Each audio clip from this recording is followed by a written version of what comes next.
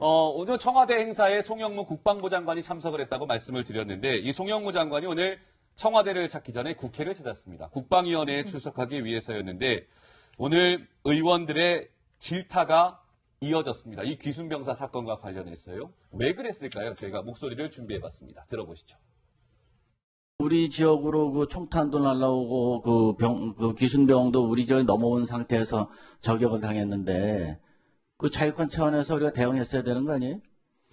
대응할 수 있는 순간적인 시간이 20초뿐이 안 됐는데 총을 대놓고 나가보니까 아니 그게 어떻게 20초밖에 안 됩니까? 그 귀순병이 자기를 보호하기 위해서 낙엽으로 자기 몸을 감췄다 그러잖아요. 그래서 빨리 발견도 못했다 이렇게 답변을 주신 거 아닙니까? 그러면은 그 발견 못한 부분에 관한 시정 조치도 좀 취했어야 되는 거 아니에요? 어쩔 수 없는 상황이었구나 하고 이해를 할 수 있었습니다. 그래서 그런 상황들은 교리적이라든가 작계적으로는 그게 맞는 말이지만 상황이 직접적으로 해결하기는 좀 어려운 그런 국면도 있구나 하는 것을 저는 느꼈습니다.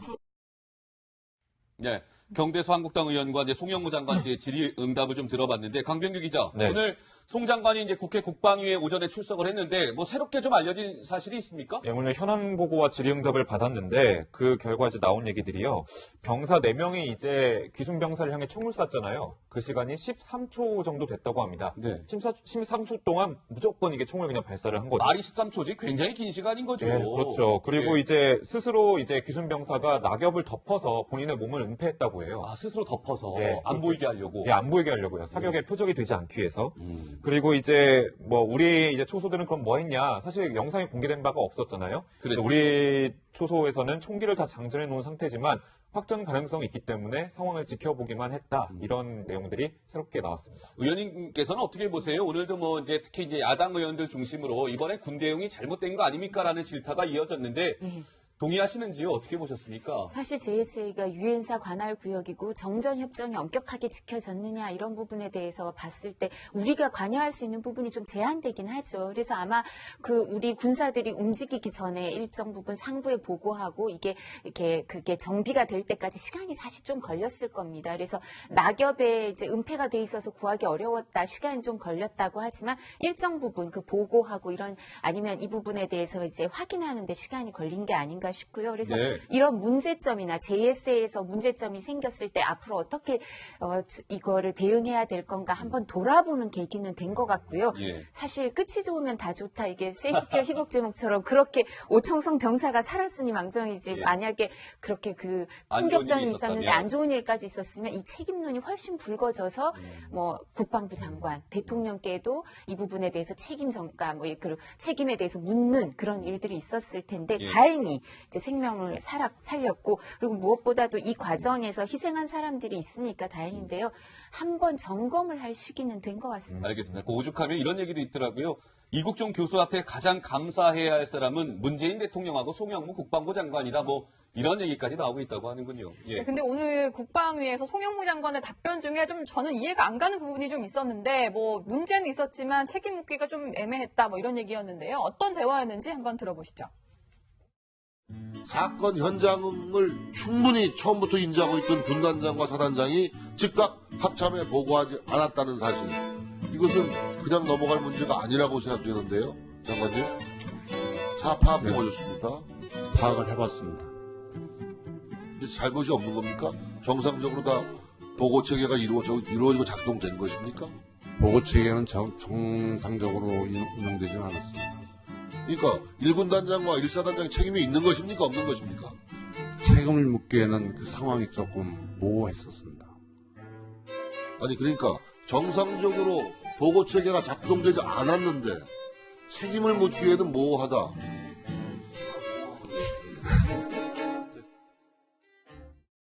네, 뭐 들으신 그대로입니다. 송 장관이 보고 체계는 정상적으로 운영되지 않았습니다라고 어떻게 보면 인정하는 이야기를 했는데 이도하 의원께 질문을 드리겠습니다. 오늘 송영무 장관이 국회에 나와서 문재인 대통령과 문재인 정부와 약간 좀 엇박자를 내는 발언이 있었습니다. 미국이 대북 해상 봉쇄를 요청하면 참여할 것이다. 지금 청와대는 논의한 바 없다라는 입장인데 미국이 해상 봉쇄를 요청하면 우리가 참여하겠다. 또 하나, 핵무장을 논의해야 하는 상황이라는데 동의한다. 문재인 정부는 핵무장해서는 안 된다라는 입장인데 이 저 두 부분에 관련해서는 좀 어떻게 보셨습니까? 그래서 요즘은 송영무 장관이 상임위에서 발언을 하고 나면 야당 의원들이 박수를 막 쳐준다고 그렇게 얘기를 하는데요.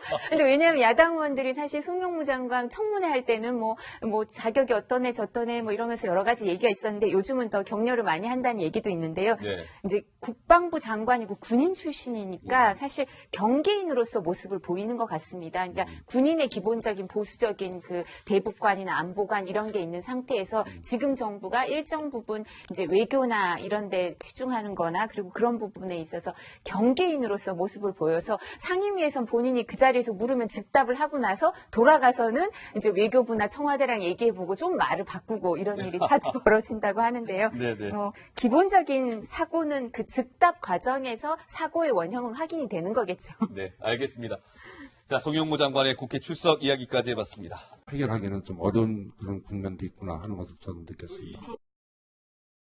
네, 경대수 한국당 의원과 이제 송영무 장관의 질의응답을 좀 들어봤는데 강병규 기자, 네. 오늘 송 장관이 이제 국회 국방위에 오전에 출석을 했는데 뭐 새롭게 좀 알려진 사실이 있습니까? 예, 오늘 현안 보고와 질의응답을 받았는데 그 결과 이제 나온 얘기들이요. 병사 4명이 이제 귀순 병사를 향해 총을 쐈잖아요. 그 시간이 13초 정도 됐다고 합니다. 네. 13초 동안 무조건 이게 총을 그냥 발사를 한 거죠. 말이 13초지 굉장히 긴 시간인 거죠. 예, 그렇죠. 그리고 예. 이제 스스로 이제 귀순 병사가 낙엽을 덮어서 본인의 몸을 은폐했다고 해요. 아, 스스로 덮어서 예, 안 보이게 하려고. 예, 안 보이게 하려고요. 사격의 표적이 되지 않기 위해서. 음. 그리고 이제 뭐 우리 이제 초소들은 그럼 뭐 했냐? 사실 영상이 공개된 바가 없었잖아요. 그랬죠. 우리 초소에서는 총기를 다 장전해 놓은 상태지만 확전 가능성이 있기 때문에 상황을 지켜보기만 했다. 이런 내용들이 새롭게 나왔습니다. 의원님께서는 어떻게 보세요? 오늘도 뭐 이제 특히 이제 야당 의원들 중심으로 이번에 군 대응이 잘못된 거 아닙니까라는 질타가 이어졌는데. 책임을 묻기에는 그 상황이 조금 모호했었습니다. 아니 그러니까 정상적으로 보고 체계가 작동되지 않았는데 책임을 묻기에는 모호하다.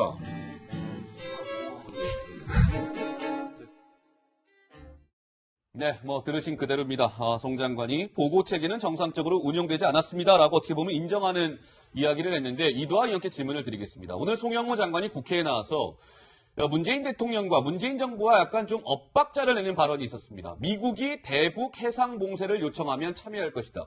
지금 청와대는 논의한 바 없다라는 입장인데 미국이 해상 봉쇄를 요청하면 우리가 참여하겠다. 또 하나, 핵무장을 논의해야 하는 상황이라는데 동의한다. 문재인 정부는 핵무장해서는 안 된다라는 입장인데 이 저 두 부분에 관련해서는 좀 어떻게 보셨습니까? 그래서 요즘은 송영무 장관이 상임위에서 발언을 하고 나면 야당 의원들이 박수를 막 쳐준다고 그렇게 얘기를 하는데요. 근데 왜냐하면 야당 의원들이 사실 오늘 청와대 행사에 송영무 국방부 장관이 참석을 했다고 말씀을 드렸는데 이 송영무 장관이 오늘 청와대를 찾기 전에 국회를 찾았습니다. 국방위원회에 출석하기 위해서였는데 오늘 의원들의 질타가 이어졌습니다. 이 귀순병사 사건과 관련해서요. 왜 그랬을까요? 저희가 목소리를 준비해봤습니다. 들어보시죠. 우리 지역으로 그 총탄도 날라오고 그 귀순병도 우리 지역에 넘어온 상태에서 저격을 당했는데 그 자유권 차원에서 우리가 대응했어야 되는 거 아니에요?